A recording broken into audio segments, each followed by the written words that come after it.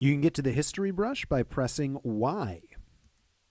So let's say that you made a few changes to an image. Let's just do a couple of very, very quick changes to this with the stamp tool. Some changes that are good, some changes that are awful, just so I can demonstrate the functions of the history brush.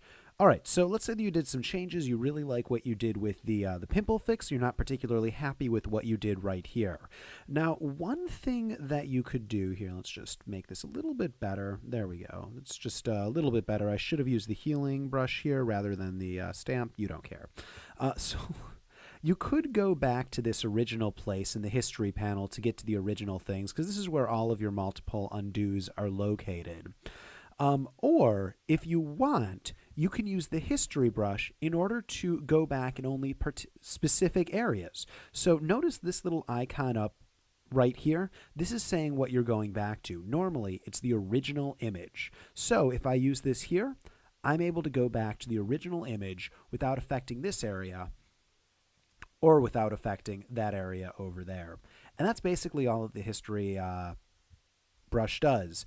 One quick note for anyone interested: if you want to have more undos, go into your preferences, located on a Mac under Photoshop Preferences, and located on a PC under Edit, and then go to the bottom and you'll get Preferences right there.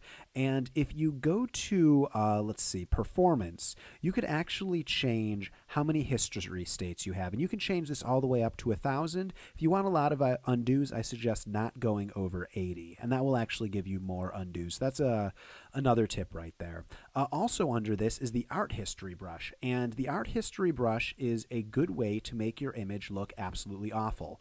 It's kind of a kid picks sort of effect, and what you do is you stroke over it and you can make it look terrible. And there's all sorts of different options for how you want your image to look terrible. Now, if somebody has a better use for the Art History brush, I am all ears, because up to this point I haven't heard of one.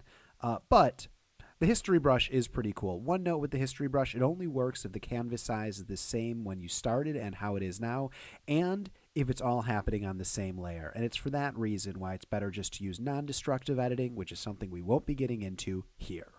For the full 4-hour Photoshop crash course, click on the link below. And to get more of the tools, just click on this link inside of the video itself. Thanks for